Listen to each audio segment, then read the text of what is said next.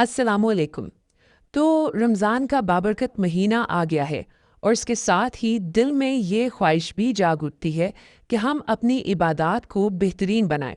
लेकिन एक सवाल है जो अक्सर जहन में आता है, जब करने के लिए इतना कुछ हो तो आखिर हम अपनी तवज्जो किस चीज़ पर मरकूज़ करें। देखिए, रमज़ान का हर एक लम्हा बहुत कीमती है और अल्लाह को याद करने के लिए बेशुमार फजीलत वाले कलिमात भी हैं। लेकिन मसला यह है कि जब इतने सारे बेहतरीन अज़कार सामने हों तो ये फ़ैसला करना थोड़ा मुश्किल हो जाता है कि सबसे बेहतरीन क्या है। मिसाल के तौर पर एक हदीस है जिसमें इब्राहीम अलैहिस्सलाम नबी करीम सल्लल्लाहु अलैहि वसल्लम को जन्नत की बीजों के बारे में बताते हैं। सुभान अल्लाह, अल्हम्दुलिल्लाह, ला इलाहा इल्लल्लाह और वल्लाहु अकबर।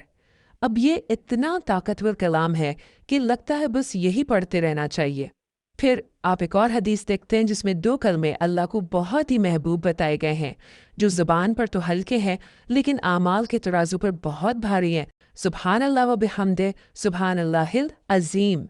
तो अब एक और ज़बरदस्त ऑप्शन सामने आ गया। और फिर हमें ये भी मालूम होता है कि तमाम अस्कार में सबसे अफजल ज़िक्र ला इलाहा इल्लल्लाह है।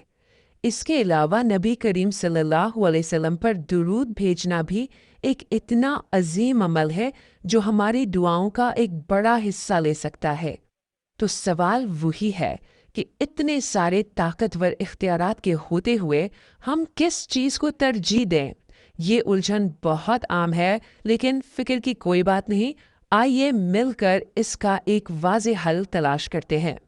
इस उलझन को दूर करने के लिए हमारे असलाफ ने एक बहुत ही खूबसूरत मिसाल दी है जो तरजीहात तय करने में हमारी ज़बरदस्त मदद करती है।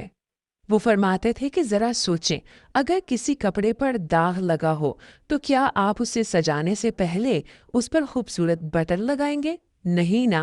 सबसे पहले दाग साफ किया जाता है। इस्तग़फ़ार करना यानी अस्तग़फ़िरुल्लाह कहना बिल्कुल इसी तरह है जैसे कपड़े से दाग साफ करना, और तस्बीह यानी सुभान अल्लाह कहना उस साफ कपड़े को संवारने जैसा है। मतलब पहली तरजीह गुनाहों की माफ़ी है। अच्छा, तो इस्तिग़फ़ार की अहमियत तो समझ में आ गई। अब हम देखते हैं कि ज़िक्र की सबसे आला और बुनियादी शक्ल आखिर है कौन सी। इस बात पर सबका इत्तेफाक है कि ज़िक्र की सबसे अफजल शक्ल कोई और नहीं बल्कि खुद अल्लाह का कलाम यानी कुरानी मजीद है, क्योंकि ये बराह रास्त अल्लाह के अपने अल्फाज हैं। और इस अफजल तरीन ज़िक्र यानी कुरान को पढ़ने का सबसे बेहतरीन मौका और जगह नमाज के अंदर है। ज़रा गौर तो करें, एक नमाज के अंदर तिलावत, तस्बीह, हम्द, दुआ सब कुछ जमा हो जाता है। सिर्फ 2 रकात नमाज में ज़िक्र की तमाम बेहतरीन शक्लें एक साथ आ जाती हैं। ये इसे एक नाकाबिल यकीन हद तक ताकतवर इबादत बनाती है। लेकिन क्या बात सिर्फ अमल की किस्म तक महदूद है? तो हमने ये जान लिया कि नमाज ज़िक्र का एक मुकम्मल पैकेज है, लेकिन इससे भी अहम एक और उसूल है जो हमें नबी करीम सल्लल्लाहु अलैहि वसल्लम के अमल से मिलता है, और वो है दिल की हुजूरी का उसूल। नबी करीम सल्लल्लाहु अलैहि वसल्लम की इबादत बहुत मुतहर्रिक थी। कभी आप रात भर क़ियाम में कुरान पढ़ते रहते और कभी सजदे में इतनी देर रहते कि देखने वाले हैरान रह जाते। इससे पता क्या चलता है? यही कि आप सल्लल्लाहु अलैहि वसल्लम इस लम्हे में दिल के झुकाव के मुताबिक इबादत को तरजीह देते थे।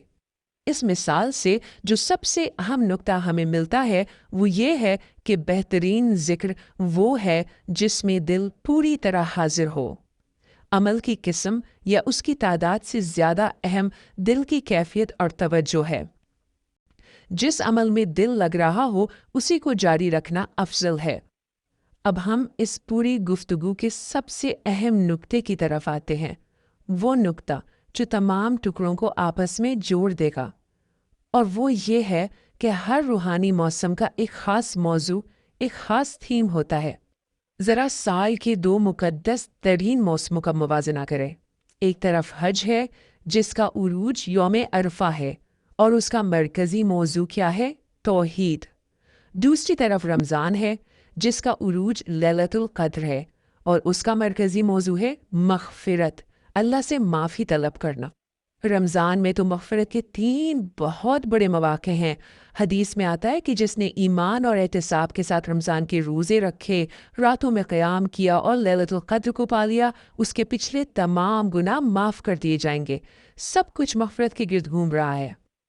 اب ہم بالکل آخری حصے کی طرف بڑھتے ہیں، جس میں وہ خاص دعا سامنے آئے گی جو رمضان کے پورے مہینے کے موضوع کی عکاسی کرتی ہے۔ یہ وہ طاقتور دعا ہے جو نبی کریم صلی اللہ علیہ وسلم نے حضرت عائشہ رضی اللہ عنہا کو خاص لیلۃ القدر کے لیے سکھائی تھی۔ ان الفاظ کا مفہوم اور ان کی خوبصورتی ہی دراصل رمضان کی اصل روح ہے۔ لیکن یہ سمجھنا بہت ضروری ہے کہ اس دعا کا دائرہ صرف ایک رات یا آخری عشرے تک محدود نہیں ہے۔ حقیقت میں یہ دعا پورے رمضان کے مہینے کا نچوڑ اور اس کا مرکزی خیال ہے۔ اس مہینے کا سب سے بڑا انعام اور سب سے بڑا مقصد ہی اللہ سے مغفرت کا حصول ہے۔ لہٰذا اس مہینے میں ایک واضح اور قابل عمل ہدایت یہ ہے کہ اپنی ہر دعا کا محور مغفرت کو بنایا جائے۔ سحری سے پہلے، افطار کے وقت، رات کی نمازوں میں دل کی گہرائی سے بس یہی مانگا جائے، اے اللہ مجھے معاف کر دے۔ تو اس رمضان ہمارا سب سے بڑا سوال یہ ہونا چاہیے کہ ہم مغفرت کو اپنی عبادت اور اپنی دعاؤں کا مرکز کیسے بنائیں گے؟